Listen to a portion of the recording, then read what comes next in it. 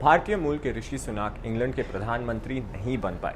उनकी अपनी पार्टी के लोगों ने उनसे ज़्यादा लिज ट्रस को पसंद किया, लेकिन एक सर्वे बताता है कि अगर पब्लिक वोट आज देती तो विरोधी पार्टी को ऋषि सुनाक हरा सकते थे और ना कि लिज ट्रस।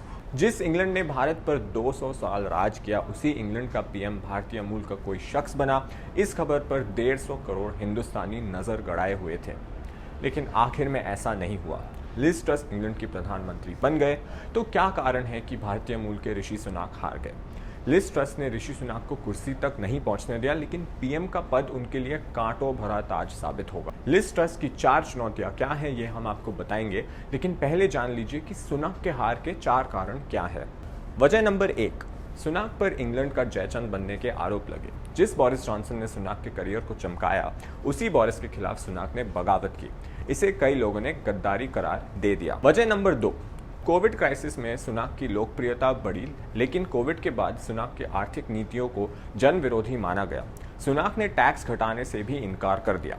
उनका मानना था कि इससे अमीरों का ही ज्यादा फायदा होगा। वजह नंबर 3, सुनाक के बारे में परसेप्शन बना कि वो एलीट क्लास का हिस्सा है, आम लोगों की समस्या नहीं समझेंगे। द गार्डियन के एक रिपोर्ट में यह कहा गया कि सुनाक के पास 730 लाख पाउंड के एसेट्स हैं, और अगर ये सही है तो वो ब्रिटेन के सबसे अमीर सांसद हैं। वजह नंबर 4, विरोधियों ने कहा कि एक तरफ सुनाक टैक्स बढ़ाना चाहते हैं, लेकिन दूसरी तरफ उनकी पत्नी अक्षता मूर्ति के पास इन्फोसिस जैसे कंपनी में 690 लाख पाउंड, करीबन 1% के शेयर्स हैं।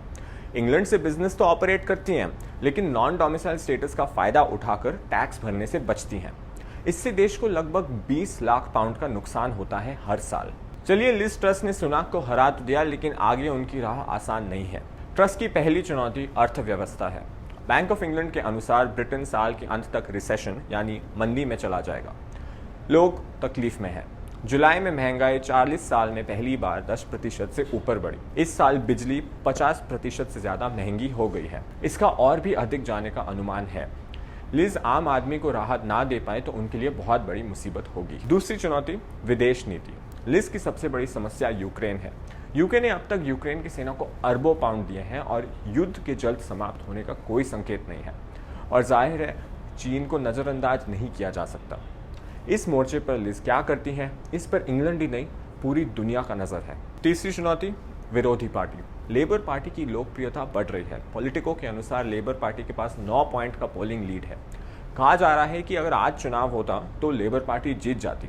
2 साल बाद चुनाव होंगे तो लिज बची रहेंगी या नहीं, ये तो कह नहीं सकते।